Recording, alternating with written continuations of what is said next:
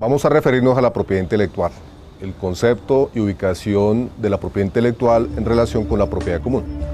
La propiedad intelectual pues la definiremos como la creación jurídica, la protección jurídica de todo tipo de creaciones intelectuales humanas, a efecto de brindar a los creadores un sistema de incentivo para la creación intelectual y su aporte a la sociedad.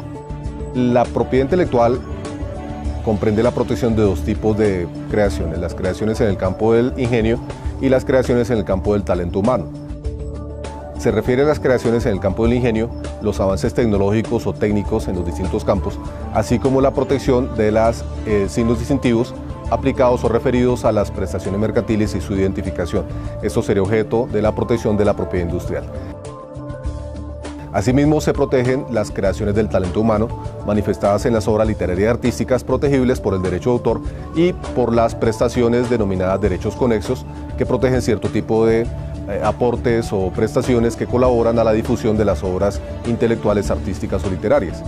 La propiedad intelectual, entonces, comprende la protección de objetos muy fácilmente visibles en nuestros ámbitos de cotidianidad, acompaña nuestra vida diaria, desde el reloj que utilizamos, el teléfono celular, una bombilla, el automóvil que conducimos, el libro que leemos, el software con el que trabajamos, son manifestaciones de objetos protegibles, ya sea por el derecho de autor, por el materia de patentes, los diseños industriales, que sin una creación intelectual no hubiera sido posible jamás su existencia.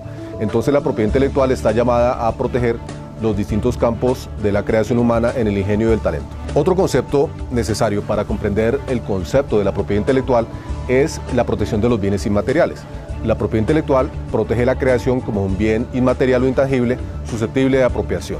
No es lo mismo la protección del libro que la protección de la obra literaria.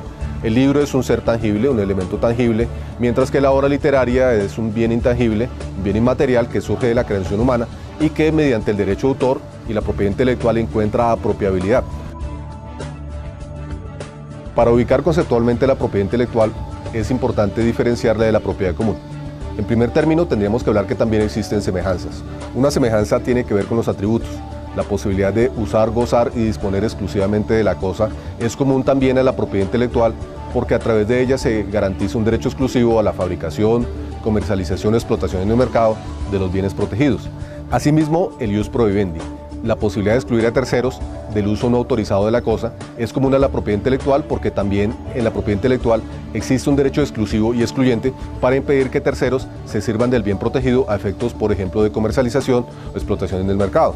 Y finalmente la función social es común a ambos ramas o manifestaciones del derecho de propiedad porque en la propiedad intelectual también se verifica el interés general prevaleciendo sobre el interés particular a través de mecanismos tales como la duración limitada del derecho, el régimen de licencias obligatorias o el régimen de limitaciones o excepciones al derecho de autor. En cuanto a las diferencias, tendremos que decir primero la diferencia en cuanto a su objeto. La propiedad común se ocupa de la protección de cosas corporales, mientras que la propiedad intelectual lo hace sobre cosas incorporales o inmateriales. La forma de adquisición es distinta para la propiedad común, en los modos de adquisición que regula el Código Civil, y de la propiedad intelectual, pues en la propiedad intelectual los derechos se adquieren generalmente a través de un registro ante una oficina nacional competente o en el caso del derecho de autor a través de la creación misma. La creación se protege por el derecho de autor desde el momento y por el hecho de la creación. Su naturaleza jurídica es distinta en cuanto a la propiedad intelectual.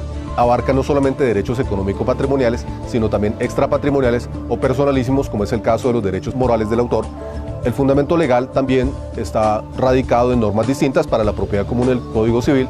Para la propiedad intelectual existe un régimen andino, un régimen comunitario andino que la regula y en desarrollo del mismo una normatividad nacional distinta de él.